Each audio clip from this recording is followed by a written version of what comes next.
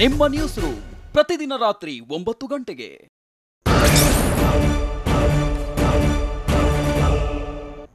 ಬೆಂಗಳೂರಿನಲ್ಲಿ ಇವತ್ತು ಯಾವ ಝೋನ್ಗಳಲ್ಲಿ ಕೊರೋನಾ ಸ್ಫೋಟಗೊಳ್ತಿದೆ ಗೊತ್ತಾ? ಯಾವ ಜಿಲ್ಲೆಯಲ್ಲಿಂದು ವೈರಸ್ ವಿಸ್ಫೋಟ ಆಗಲಿದೆ? ಕಲಬುರಗಿಯಲ್ಲಿ ನಿಲ್ಲದ ಕೊರೋನಾ ಆಘಾತ, ಇದೆಲ್ಲವನ್ನ ನೋಡೋಣ ಕೊರೋನಾ ಕೇಸ್ನಲ್ಲಿ.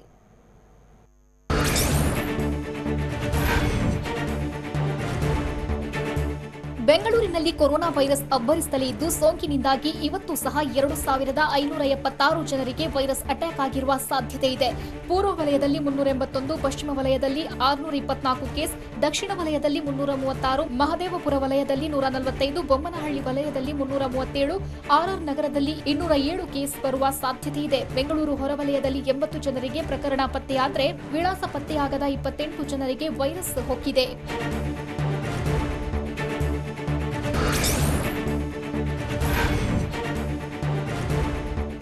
ರಾಯಚೂರಿನಲ್ಲಿ ಕೊರೋನಾ ವೈರಸ್ ಅಬ್ಬರಿಸುತ್ತಲೇ ಇದ್ದು ಸೋಂಕಿನಿಂದಾಗಿ ಆತಂಕ ಹೆಚ್ಚಿಸಿದೆ. ಜಿಲ್ಲೆಯಲ್ಲಿ ಇವತ್ತು ಸಹ 294 ಜನರಿಗೆ ಕೊರೋನಾ ಪಾಸಿಟಿವ್ ಬರುವ ಸಾಧ್ಯತೆ ಇದೆ. ರಾಯಚೂರು ನಗರದಲ್ಲೇ 150 ಜನರಿಗೆ ಸೋಂಕು ಹೊಕ್ಕಿದ್ರೆ ಸಿಂಧನೂರಿನಲ್ಲಿ 73, ಲಿಂಗಸಗೂರಿನಲ್ಲಿ 43, ಮಾನ್ವಿಯಲ್ಲಿ 23 ಜನರಿಗೆ ಕೊರೋನಾ ದೃಢವಾಗಿದೆ.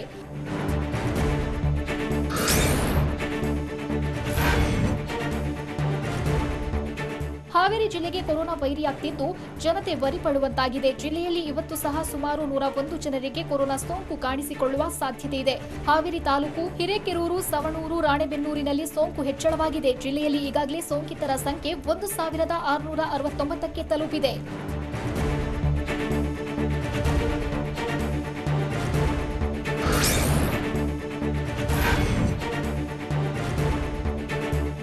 ಕಲಬುರಗಿ ಜಿಲ್ಲೆಯಲ್ಲಿ ವೈರಸ್ ಕಂಟ್ರೋಲ್ಗೆ ಸಿಕ್ತಿಲ್ಲ. ಜಿಲ್ಲೆಯಲ್ಲಿ ಇವತ್ತು ಸಹ 100ಕ್ಕೂ ಹೆಚ್ಚು ಜನರಿಗೆ ಸೋಂಕು ತಗುಲಿರುವ ಶಂಕೆ ವ್ಯಕ್ತವಾಗಿದೆ. ಇವತ್ತು ಸಹ 150 ಜನರಿಗೆ ವೈರಸ್ ಅಟ್ಯಾಕ್ ಆಗಿರುವ ಸಾಧ್ಯತೆ ಇದೆ. ಜಿಲ್ಲೆಯಲ್ಲಿ ಸೋಂಕಿತರ ಸಂಖ್ಯೆ 6886ಕ್ಕೆ ಏರಿಕೆಯಾಗಿದೆ. ಆರಂಭದಿಂದಲೂ ಜಿಲ್ಲೆಯಲ್ಲಿ ಸೋಂಕಿತರ ಸಂಖ್ಯೆ ಹೆಚ್ಚಲು ಅನ್ಯ ರಾಜ್ಯಗಳಿಂದ ಬಂದವರೇ ಕಂಟಕವಾಗ್ತಿದ್ದಾರೆ.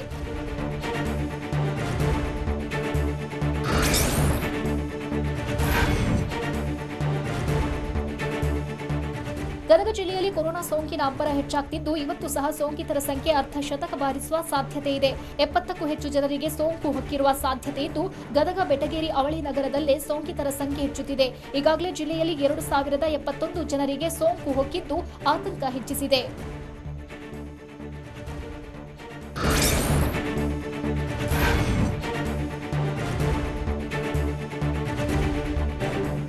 ಗಡಿ ಜಿಲ್ಲೆ ಯಾದಗಿರಿಯಲ್ಲಿ ಕೊರೋನಾ ಸೋಂಕಿನ ಅಬ್ಬರ ಹೆಚ್ಚಾಗ್ತಲೇ ಇದ್ದು ಸೋಂಕಿತರ ಸಂಖ್ಯೆ ಇವತ್ತು ಸಹ ದ್ವಿಶತಕ ದಾಟುವ ಸಾಧ್ಯತೆ ಇದೆ. 220ಕ್ಕೂ ಹೆಚ್ಚು ಜನರಿಗೆ ವೈರಸ್ ಅಟ್ಯಾಕ್ ಆಗುವ ಶಂಕೆ ವ್ಯಕ್ತವಾಗಿದೆ. ವೈರಸ್ನಿಂದಾಗಿ ಜಿಲ್ಲೆಯಲ್ಲಿ 2 ಬಲಿಯಾಗಿದ್ದು ಜಿಲ್ಲೆಯಲ್ಲಿ ಕೊರೋನಾಗೆ ಬಲಿಯಾದವರ ಸಂಖ್ಯೆ 16ಕ್ಕೆ ಏರಿಕೆಯಾಗಿದೆ.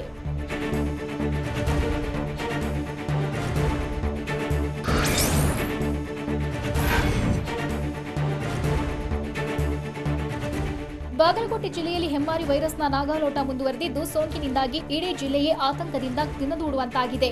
ಜಿಲ್ಲೆಯಲ್ಲಿ ಇವತ್ತು ಸಹ ಸೋಂಕಿತರ ಸಂಖ್ಯೆ ಶತಕ ದಾಟುವ ಸಾಧ್ಯತೆ ಇದೆ. ಬಾಗಲಕೋಟೆ ಜಿಲ್ಲೆಯಲ್ಲಿಂದು 140 ಜನರಿಗೆ ಕೊರೋನಾ ಶಂಕೆ ವ್ಯಕ್ತವಾಗಿದೆ.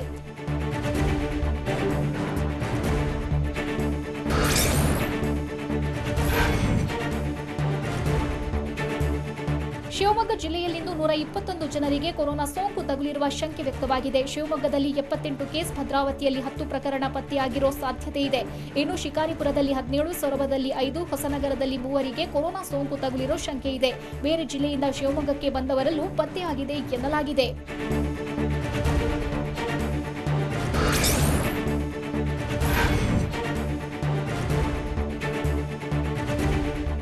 ಬಂಗಾರದ ನಾಡು ಕೋಲಾರದಲ್ಲಿ ಕೊರೋನಾ ಸೋಂಕಿನ ಅಬ್ಬರ ಹೆಚ್ಚುತ್ತಲೇ ಇದ್ದು ಇವತ್ತು ಸಹ ಸೋಂಕಿತರ ಸಂಖ್ಯೆ ಅರ್ಧಶತಕ ಬಾರಿಸುವ ಸಾಧ್ಯತೆ ಇದೆ.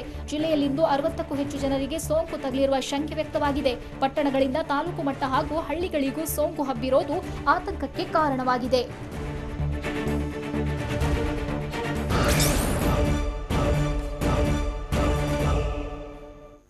ಕೊರೋನಾ ಅಂತ ಆಸ್ಪತ್ರೆ ಸೇರಿದ ಸಿಎಂ ಬಿಎಸ್ವೈ ಆರೋಗ್ಯ ಈಗ ಹೇಗಿದೆ?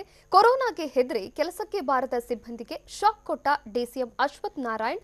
ಆನ್ಲೈನ್ ಕ್ಲಾಸ್ ಹೆಸರಲ್ಲಿ ಹೇಗಿದೆ ಗೊತ್ತಾ ಪೋಷಕರಿಗೆ ಕಿರುಕುಳ? ಇಂಥ ಇಂಟ್ರೆಸ್ಟಿಂಗ್ ವಿಚಾರಗಳನ್ನ ನೋಡೋಣ ಕೊರೋನಾ ಹಾಟ್ಸ್ಪಾಟ್ನಲ್ಲಿ. ಸಿಎಂ ಬಿಎಸ್ ಯಡಿಯೂರಪ್ಪ ಮಣಿಪಾಲ್ ಆಸ್ಪತ್ರೆಗೆ ದಾಖಲಾಗಿ ಇಂದಿಗೆ 7 ದಿನ ಕಳೆದಿದ್ದು ಇವತ್ತು 2ನೇ ಬಾರಿಗೆ ಕೋವಿಡ್ ಟೆಸ್ಟ್ ನಡೆಸುವ ಸಾಧ್ಯತೆ ಇದೆ. ಇಂದಿನ ಟೆಸ್ಟ್ನಲ್ಲಿ ವರದಿ ನೆಗೆಟಿವ್ ಬಂದ್ರೆ ನಾಳೆ ಅಥವಾ ನಾಳಿದ್ದು ಸಿಎಂ ಬಿಎಸ್ವೈ ಡಿಸ್ಚಾರ್ಜ್ ಆಗಲಿದ್ದಾರೆ. ಕಳೆದೊಂದು ವಾರದಿಂದಲೂ ಸಿಎಂ ಬಿಎಸ್ವೈಗೆ ಸೋಂಕಿನ ಲಕ್ಷಣಗಳು ಕಂಡು ಬಂದಿಲ್ಲ ಅಂತ ವೈದ್ಯರು ಹೇಳಿದ್ದಾರೆ.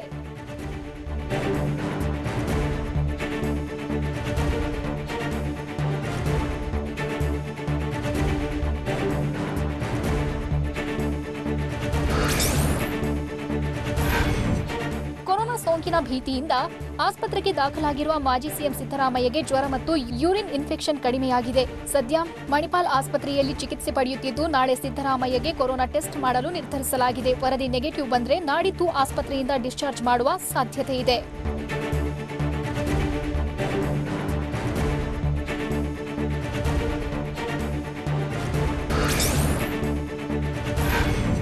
ರಾಜ್ಯದಲ್ಲಿ ಕೊರೋನಾ ಸೋಂಕಿನ ಅಬ್ಬರ ಹೆಚ್ಚಾಗ್ತಲೇ ಇದ್ರೂ ಸಹ ಕೋವಿಡ್ ನಿರ್ವಹಣಾ ಕಾರ್ಯಕ್ಕೆ ಕೆಲ ಸರ್ಕಾರಿ ನೌಕರರು ಕೆಲಸಕ್ಕೆ ಬರ್ತಿಲ್ಲ. ಕೊರೋನಾಗೆ ಭಯಪಟ್ಟು ಕೆಲಸಕ್ಕೆ ಬಾರದ ಸಿಬ್ಬಂದಿಗೆ ಸರ್ಕಾರ ನೋಟಿಸ್ ನೀಡಿದೆ. ನೋಟಿಸ್ಗೆ ಏನು ಉತ್ತರ ಕೊಡ್ತಾರೆ ನೋಡಿಕೊಂಡು ಕ್ರಮ ಕೈಗೊಳ್ಳುವುದಾಗಿ ಕಂದಾಯ ಸಚಿವ ಆರ್ ಅಶೋಕ್ ತಿಳಿಸಿದ್ದಾರೆ.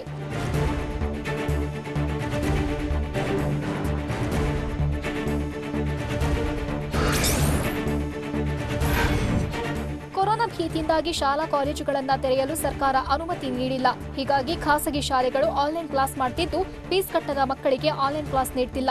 ಈ ಬಗ್ಗೆ ಮಕ್ಕಳ ಹಕ್ಕುಗಳ ರಕ್ಷಣಾ ಆಯೋಗಕ್ಕೆ ದೂರುಗಳ ಸುರಿಮಳೆಯೇ ಆಗ್ತಿದೆ. ಹಳ್ಳಿಗಳಲ್ಲಿರುವ ಮಕ್ಕಳಿಗೆ ಇಂಟರ್ನೆಟ್ ಸೌಲಭ್ಯ ಇಲ್ಲದೆ ವಿದ್ಯಾರ್ಥಿಗಳು ಪರದಾಟ ನಡೆಸುವಂತಾಗಿದೆ.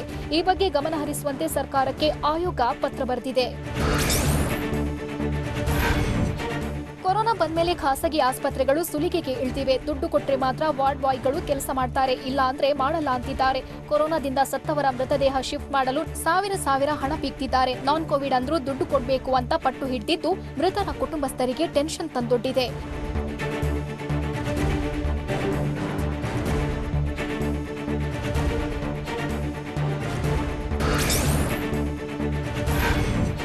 ಬೆಂಗಳೂರಿನಲ್ಲಿ ದಿನೇ ದಿನೇ ಕೊರೋನಾ ಸೋಂಕಿತರ ಸಂಖ್ಯೆ ಏರಿಕೆಯಾಗುತ್ತಲೇ ಇದ್ದು ವೈರಸ್ನಿಂದಾಗಿ ಕಂಟೈನ್ಮೆಂಟ್ ಝೋನ್ಗಳ ಸಂಖ್ಯೆಯೂ ಹೆಚ್ಚಾಗ್ತಿದೆ. ಐಟಿ ಸಿಟಿಯಲ್ಲಿ 13,386 ಏರಿಯಾಗಳನ್ನು ಕಂಟೈನ್ಮೆಂಟ್ ಝೋನ್ಗಳನ್ನಾಗಿ ಗುರುತಿಸಲಾಗಿದ್ದು 3 ವಾರ್ಡ್ಗಳು ಮಾತ್ರ ಬೆಂಗಳೂರಿಗೆ ಕಂಟಕವಾಗಿ ಪರಿಣಮಿಸಿವೆ. ಸಂಪಂಗಿ ರಾಮನಗರ, ಬೆಳ್ಳಂದೂರು, ಸಿಂಗಸಂದ್ರ ವಾರ್ಡ್ಗಳೇ ಹೆಚ್ಚು ಅಪಾಯಕಾರಿಯಾಗಿವೆ.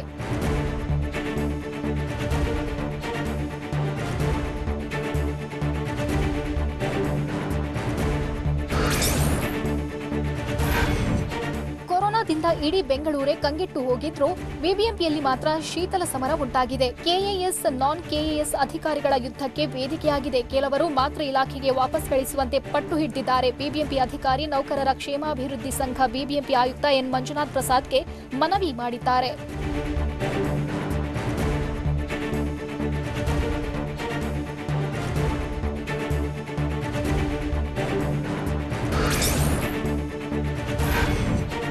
ಸಾಲಬಾಧೆಯಿಂದ ಆತ್ಮಹತ್ಯೆ ಮಾಡಿಕೊಂಡಿದ್ದ ವ್ಯಕ್ತಿಗೆ ಕೋವಿಡ್ ಟೆಸ್ಟ್ನಲ್ಲಿ ಕೊರೋನಾ ಇರೋದು ದೃಢವಾಗಿದೆ. ಕೋಲಾರ ಜಿಲ್ಲೆಯ ಬಂಗಾರಪೇಟೆ ಪಟ್ಟಣದಲ್ಲಿ ಸಾಲಬಾಧೆಯಿಂದ 45 ವರ್ಷದ ವ್ಯಕ್ತಿ ಮೃತಪಟ್ಟಿದ್ರು.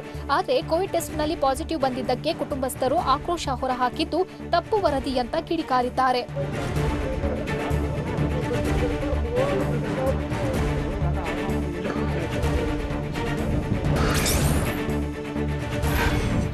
ಬೆಂಗಳೂರಿನ ಮಹದೇವಪುರ ವಲಯದಲ್ಲಿ ಕೊರೋನಾ ಕೇಸ್ಗಳು ಹೆಚ್ಚಾಗ್ತಲೇ ಇದ್ದು ಹೊಸ ಪ್ರಕರಣಗಳು ಬರದಂತೆ ಕಟ್ಟುನಿಟ್ಟಿನ ಕ್ರಮ ಕೈಗೊಳ್ಳಿ ಅಂತ ಉಸ್ತುವಾರಿ ಸಚಿವ ಬೈರತಿ ಬಸವರಾಜ್ ಹೇಳಿದ್ದಾರೆ. ಕೋವಿಡ್ ನಿಯಂತ್ರಣ ಸಭೆಯಲ್ಲಿ ಅಧಿಕಾರಿಗಳಿಗೆ ಸೂಚಿಸಿದ ಸಚಿವರು ಸಭೆಗೆ ಗೈರಾಗಿ ನಿರ್ಲಕ್ಷ್ಯ ತೋರಿದ ವೈದ್ಯರನ್ನ ಸಸ್ಪೆಂಡ್ ಮಾಡಿ ಅಂತ ಖಡಕ್ ವಾರ್ನಿಂಗ್ ಕೊಟ್ಟರು.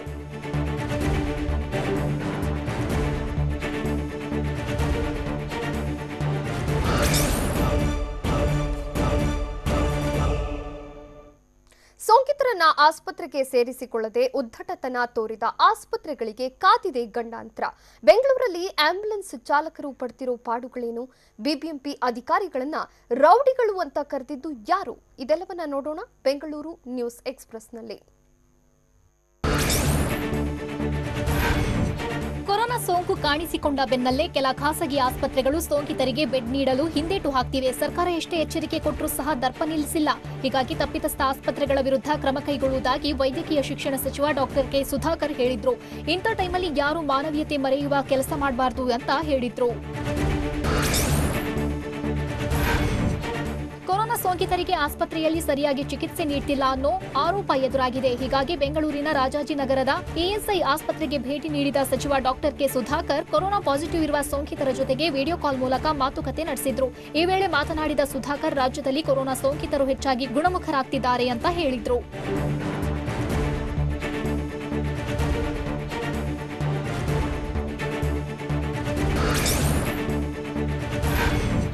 ಕೊರೋನಾ ಸೋಂಕಿತರನ್ನ ಶಿಫ್ಟ್ ಮಾಡಲು ಆಂಬ್ಯುಲೆನ್ಸ್ ಚಾಲಕರು ಪಡಬಾರದ ಕಷ್ಟಪಡ್ತಿದ್ದಾರೆ. ಸೋಂಕು ಹರಡುವ ಭೀತಿಯಿಂದ ಮನೆಗೆ ಹೋಗದೆ ನಡು ರಸ್ತೆಯಲ್ಲಿ ಜೀವನ ಸಾಗಿಸುವಂತಾಗಿದೆ. ಟಿಟಿ ಹಾಗೂ ಆಂಬ್ಯುಲೆನ್ಸ್ ಡ್ರೈವರ್ಸ್ಗಳಿಗೆ ಬಿಬಿಎಂಪಿಯಿಂದ ಯಾವುದೇ ವ್ಯವಸ್ಥೆ ಮಾಡಿಲ್ಲ.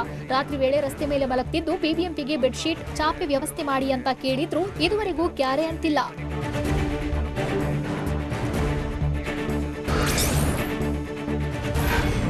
ಕೊರೋನಾ ಬಂದ ಬಳಿಕ ಖಾಸಗಿ ಆಸ್ಪತ್ರೆಗಳ ಮೇಲೆ ಬಿಬಿಎಂಪಿ ರೌಡಿಸಂ ಮಾಡ್ತಿದೆ ಅನ್ನೋ ಆರೋಪ ಎದುರಾಗಿದೆ. ಬೆಂಗಳೂರಲ್ಲಿ ಖಾಸಗಿ ಆಸ್ಪತ್ರೆಗಳ ಅಸೋಸಿಯೇಷನ್ ಅಧ್ಯಕ್ಷ ಡಾಕ್ಟರ್ ಪ್ರಸನ್ನ ಮಾತನಾಡಿ, ರೋಗಿಗೆ ಚಿಕಿತ್ಸೆ ಸಿಗಲಿಲ್ಲ ಅಂತ ಓಪಿಡಿ ಬಂದ್ ಮಾಡಿದ್ದಾರೆ. ಇದು ಗೂಂಡಾ ರಾಜ್ಯದಲ್ಲಿ ಮಾತ್ರ ನಡೆಯುವ ಕೆಲಸಗಳು ಅಂತ ಕಿಡಿಕಾರಿದ್ದು, ಇದರಿಂದ ಸಾವಿರಾರು ರೋಗಿಗಳಿಗೆ ತೊಂದರೆಯಾಗ್ತಿದೆ ಅಂತ ವಾಗ್ದಾಳಿ ನಡೆಸಿದ್ದಾರೆ.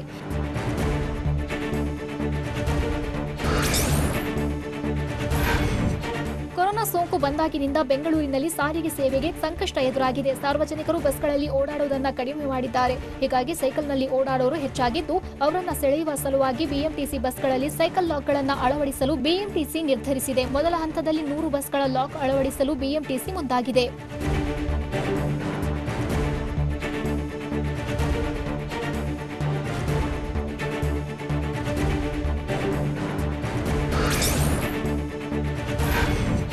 ಕೊಡಗು ಜಿಲ್ಲೆಯಲ್ಲಿ ಮಳೆಯಿಂದಾಗಿ ಅವಾಂತರ ಸೃಷ್ಟಿಯಾಗಿದ್ದು, ಜಿಲ್ಲೆಯ ಜನ ನರಕಯಾತನೆ ಅನುಭವಿಸುತ್ತಿದ್ದಾರೆ. ಹೀಗಾಗಿ ಕೊಡಗು ಡಿಸಿ ಜೊತೆ ಸಿಎಂ ಫೋನಲ್ಲೇ ಮಾತುಕತೆ ನಡೆಸಿದ್ರು. ಡಿಸಿ ಅನೀಸ್ ಕಣ್ಮಣಿ ಜಾಯ್ರಿಂದ ಮಾಹಿತಿ ಕಲೆ ಹಾಕಿದ ಸಿಎಂ ಸರ್ಕಾರ ಎಲ್ಲ ನೆರವು ನೀಡಲು ಸಿದ್ಧವಿದೆ, ಯಾವುದೇ ಸಮಸ್ಯೆ ಆಗದಂತೆ ಕ್ರಮ ವಹಿಸಿ ಅಂತ ಸೂಚಿಸಿದ್ರು.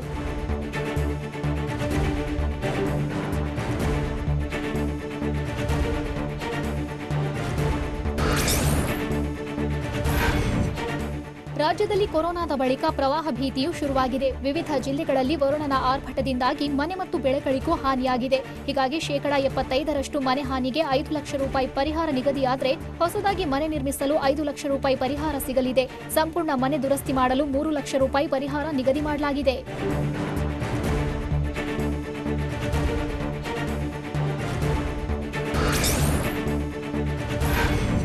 ಕೊರೋನಾ ವೈರಸ್ ಮತ್ತು ಮಳೆಯ ಅಬ್ಬರದ ಮಧ್ಯೆಯೂ ಕೆಪಿಎಸ್ಸಿ ಪರೀಕ್ಷೆ ನಡೆಸಲು ಮುಂದಾಗಿರುವುದು ಗೊಂದಲಕ್ಕೆ ಕಾರಣವಾಗಿದೆ. 106 ಪೋಸ್ಟ್ಗಳಿಗೆ ಆಗಸ್ಟ್ 24ರಂದು ಪ್ರೊಬೇಷನರಿ ಗೆಜೆಟ್ ಪರೀಕ್ಷೆ ನಡೆಸಲು ಸರ್ಕಾರ ಉದ್ದೇಶಿಸಿದೆ. ಸರ್ಕಾರ ಹಾಗೂ ಕೆಪಿಎಸ್ಸಿ ನಡೆಗೆ ಭಾರಿ ವಿರೋಧ ವ್ಯಕ್ತವಾಗಿದ್ದು, ಪರೀಕ್ಷೆ ಮುಂದೂಡುವಂತೆ ಪ್ರಧಾನಮಂತ್ರಿ ಕಚೇರಿಗೆ ದೂರು ನೀಡಲಾಗಿದೆ. ಪರೀಕ್ಷೆಗೆ ಕೇವಲ 6 ಜಿಲ್ಲಾ ಕೇಂದ್ರಗಳು ಫಿಕ್ಸ್ ಆಗಿದ್ದು, ಈ ಸಮಯದಲ್ಲಿ ಪರೀಕ್ಷೆ ಬೇಡ ಅಂತ ಆಗ್ರಹಿಸಲಾಗಿದೆ.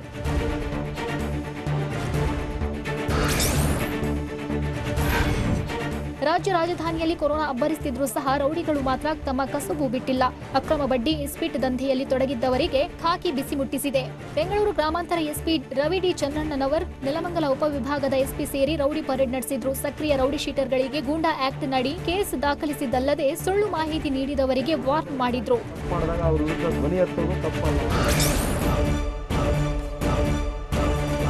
ಮಹಾಮಳೆಗೆ ಕಂಗೆಟ್ಟು ಹೋಗ್ತಿದೆ ಕರ್ನಾಟಕ. ಇರಲು ಊರು ಇಲ್ಲ, ಆಶ್ರಯಕ್ಕೆ ಸೂರು ಇಲ್ಲದೆ ಜನರ ಪರದಾಟ. 48 ಗಂಟೆಗಳ ಬಳಿಕ ಬಾಲಕಿ ಶವ ಸಿಕ್ಕಿದ್ದು ಎಲ್ಲಿ? ಮುಳುಗುತ್ತಿರೋ ಗ್ರಾಮದಲ್ಲಿ ಗ್ರಾಮಸ್ಥರ ಆರ್ತನಾದ. ಇಂಥ ಕೌತುಕದ ಸುದ್ದಿ ನೋಡೋಣ ಸ್ಟೇಟ್ ನ್ಯೂಸ್ ಎಕ್ಸ್‌ಪ್ರೆಸ್‌ನಲ್ಲಿ.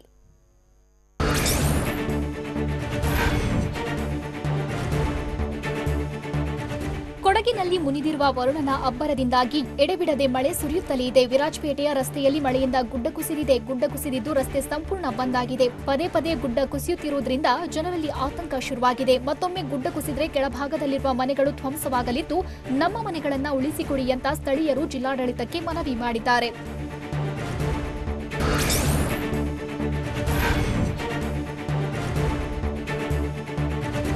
ಸತತ 48 ಗಂಟೆಗಳ ಕಾರ್ಯಾಚರಣೆ ಬಳಿಕ ಕೊನೆಗೂ ಎನ್ಡಿಆರ್ಎಫ್ ತಂಡ ಬಾಲಕಿಯ ಮೃತದೇಹವನ್ನ ಪತ್ತೆ ಮಾಡಿದೆ. ಆಗಸ್ಟ್ 6ರ ಸಂಜೆ ತನ್ನ ತಾಯಿ ಜೊತೆ ಕಲಘಟಗಿ ತಾಲೂಕಿನ ಗಂಜಿಗಟ್ಟಿ ಗ್ರಾಮದ ಬೆಡ್ತಿ ಹಳ್ಳದ ಕೆರೆಯಲ್ಲಿ ಬಾಲಕಿ ಕೊಚ್ಚಿ ಹೋಗಿದ್ಲು. ಸದ್ಯ ಸತತ ಕಾರ್ಯಾಚರಣೆ ಬಳಿಕ ಕೊನೆಗೂ 1.5 ಕಿಲೋಮೀಟರ್ ದೂರದಲ್ಲಿ ಬಾಲಕಿ ಮೃತದೇಹ ಸಿಕ್ಕಿದೆ.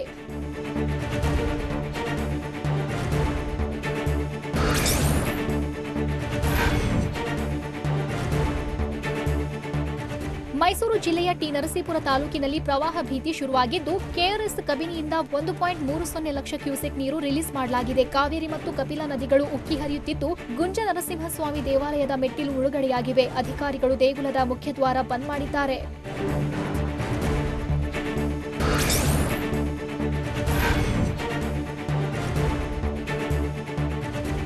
ಚಿಕ್ಕಮಗಳೂರು ಜಿಲ್ಲೆಯಲ್ಲೂ ಕೊರೋನಾ ಅಬ್ಬರಿಸುತ್ತಲೇ ಇದ್ದು ಮಹಲ್ಗೋಡ್ ಗ್ರಾಮದ ಸೇತುವೆ ಸಂಪೂರ್ಣ ಜಲಾವೃತಗೊಂಡಿದೆ. ಚಿಕ್ಕಮಗಳೂರು ಜಿಲ್ಲೆ ಎನ್ಆರ್ಪುರ ತಾಲೂಕಿನ ಮಹಲ್ಗೋಡು ಸೇತುವೆ ಮೇಲೆ 4 ಅಡಿಯಷ್ಟು ನೀರು ಹರಿಯುತ್ತಿದೆ. ನೀರು ಹರಿಯುತ್ತಿದ್ರೂ ಲೆಕ್ಕಿಸದೆ ಹಾಲು ಸಾಗಾಟ ಮಾಡಲಾಗಿದೆ. ತೆಪ್ಪದ ಮೂಲಕ ನಿವಾಸಿಗಳಿಗೆ ರಚನ್ ಹಾಲು ತಲುಪಿಸಿದ್ದಾರೆ.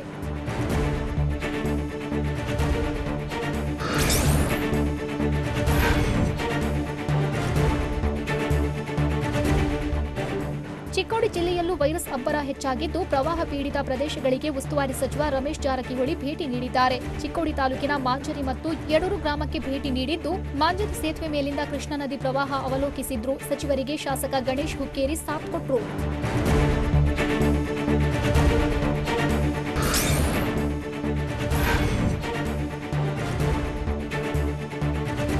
ಕೊಡಗು ಜಿಲ್ಲೆಯಲ್ಲಿ ಭಾರಿ ಮಳೆಯಿಂದ ಭಾರಿ ಅವಾಂತರವೇ ಸೃಷ್ಟಿಯಾಗಿದ್ದು ಪ್ರವಾಹ ಪೀಡಿತ ಪ್ರದೇಶಗಳಿಗೆ ಸಚಿವ ವಿ ಸೋಮಣ್ಣ ಭೇಟಿ ನೀಡಿ ಪರಿಶೀಲನೆ ನಡೆಸಿದ್ರು. ಕುಶಾಲನಗರದ ಸಾಯಿ ಬಡಾವಣೆ, ಕುವೆಂಪು ಬಡಾವಣೆಗೆ ಭೇಟಿ ನೀಡಿದ್ದು ಕಾವೇರಿ ನದಿ ಪ್ರವಾಹಕ್ಕೆ ಬಡಾವಣೆಗಳು ಜಲಾವೃತವಾಗಿವೆ. ಮನೆಗಳಿಗೆ ನೀರು ನುಗ್ಗಿ ಜನರು ಮನೆ ಖಾಲಿ ಮಾಡಿದ್ದು ನಿವಾಸಿಗಳ ಸಮಸ್ಯೆಯನ್ನ ಸಚಿವರು ಆಲಿಸಿದ್ರು.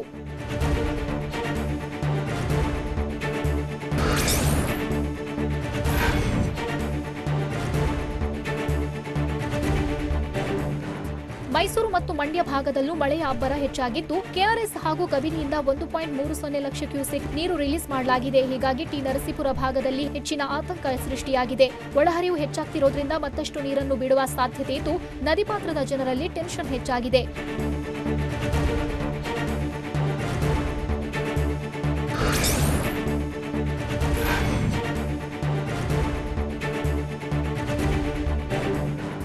ಬಾಗಲಕೋಟೆ ಜಿಲ್ಲೆಯಲ್ಲಿ ಮಳೆಯ ಅಬ್ಬರ ಕಡಿಮೆಯಾಗಿದ್ರೂ ಪ್ರವಾಹ ಭೀತಿ ಹೆಚ್ಚಾಗಿದೆ. ಹಿಪ್ಪರಗಿ ಬ್ಯಾರೇಜ್ನಿಂದ 1.5 ಲಕ್ಷ ಕ್ಯೂಸೆಕ್ ನೀರು ರಿಲೀಸ್ ಆಗಿದ್ದು ಕೃಷ್ಣಾ ನದಿ ಪ್ರವಾಹದಿಂದ ದೇವೇಗೌಡ ರಸ್ತೆ ಸೇತುವೆ ಜಲಾವೃತಗೊಂಡಿದೆ. ಶೂರ್ಪಾಲಿ ಗ್ರಾಮದ ಬಳಿಯಿರುವ ದೇವೇಗೌಡ ರಸ್ತೆ ಸೇತುವೆ ತುಬಚಿ ಶೂರ್ಪಾಲಿ ಜಂಜರವಾಡಕ್ಕೆ ರಸ್ತೆ ಸಂಪರ್ಕ ಕಡಿತಗೊಂಡಿದ್ದು ಜನರು ಸವಾರರು ಪರದಾಟ ನಡೆಸುವಂತಾಗಿದೆ.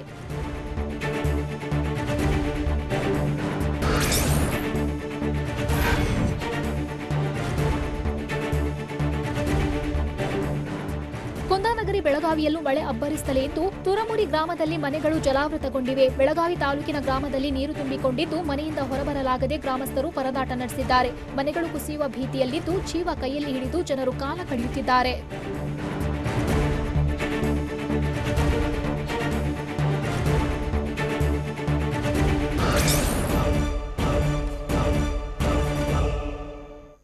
ಕೊರೋನಾ ಬಂದು ಎಷ್ಟನೇ ದಿನಕ್ಕೆ ಕರಾಳತೆ ಬಯಲಾಗುತ್ತೆ ಗೊತ್ತಾ? ಪತನವಾದ ವಿಮಾನದಲ್ಲಿದ್ದವರಲ್ಲೂ ಕೊರೋನಾ ರಕ್ಷಣಾ ಕಾರ್ಯಪಡೆಗೆ ಟೆನ್ಷನ್. ಮದುವೆ ಸಂಭ್ರಮದಲ್ಲಿ ಬಾಹುಬಲಿ ಖ್ಯಾತಿಯ ರಾಣಾ ದಗ್ಗುಬಾಟಿ. ಇದೆಲ್ಲವನ್ನ ನೋಡೋಣ ನ್ಯಾಷನಲ್ ನ್ಯೂಸ್ ಎಕ್ಸ್‌ಪ್ರೆಸ್‌ನಲ್ಲಿ.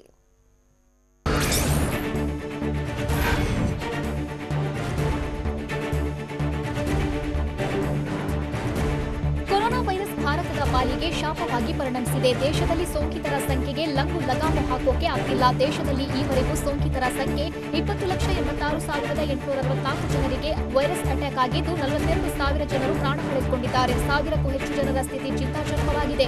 ಸದ್ಯ 6,16,617 ಜನರು ಕೋವಿಡ್ ಆಸ್ಪತ್ರೆಯಲ್ಲಿ ಚಿಕಿತ್ಸೆ ಪಡೆಯುತ್ತಿದ್ದಾರೆ.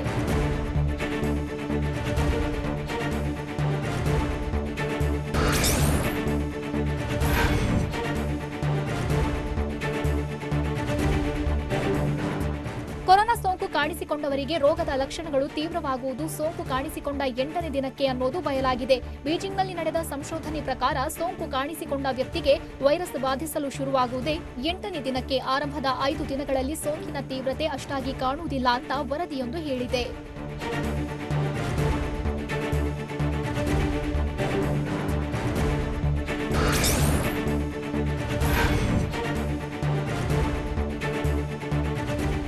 ದೇಶದಲ್ಲಿ ದೇಶದಲ್ಲಿ ಕೊರೋನಾ ನುಗ್ಗುತ್ತಿರುವ ವೇಗ ನೋಡಿದ್ರೆ ಊಹಿಸಲು ಆಗ್ತಿಲ್ಲ. ಕೇವಲ 6 ದಿನಗಳಲ್ಲೇ ದೇಶದಲ್ಲಿ 2 ಲಕ್ಷ ಸೋಂಕಿತರು ಪತ್ತೆಯಾಗಿದ್ದಾರೆ. ಆಗಸ್ಟ್ 2, 3, 5 ಮತ್ತು 6ರಂದು 60,000 ಗಡಿ ದಾಟಿದ್ದು ವಿಶ್ವದಲ್ಲಿ ಅತಿ ವೇಗದಲ್ಲಿ ಸೋಂಕಿತರನ್ನು ಹೊಂದಿರುವ ದೇಶ ಭಾರತ ಎಂಬ ಅಪಖ್ಯಾತಿ ಪಡೆದುಕೊಂಡಿದೆ.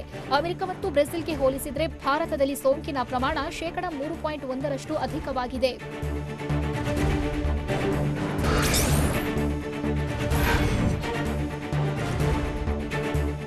ಕೇರಳದಲ್ಲಿ ಏರ್ ಇಂಡಿಯಾ ವಿಮಾನ ಪತನ ಪ್ರಕರಣದಿಂದ ಇಡೀ ದೇಶವೇ ದುಃಖತಪ್ತವಾಗಿದ್ರೆ ಮತ್ತೊಂದು ಆಘಾತಕಾರಿ ಸುದ್ದಿಯೊಂದು ಬೆಚ್ಚಿ ಬೀಳಿಸಿದೆ. ಹೌದು, ವಿಮಾನದಲ್ಲಿದ್ದ 2 ಪ್ರಯಾಣಿಕರಿಗೆ ಕೊರೋನಾ ಸೋಂಕು ಕಾಣಿಸಿಕೊಂಡಿತ್ತಂತೆ. ಹೀಗಾಗಿ ವಿಮಾನ ಪತನದ ಬಳಿಕ ರಕ್ಷಣಾ ಕಾರ್ಯಾಚರಣೆಯಲ್ಲಿ ಭಾಗಿಯಾಗಿದ್ದ ಸಿಬ್ಬಂದಿಗೆ ಐಸೋಲೇಷನ್ ಮಾಡಲಾಗಿದೆ.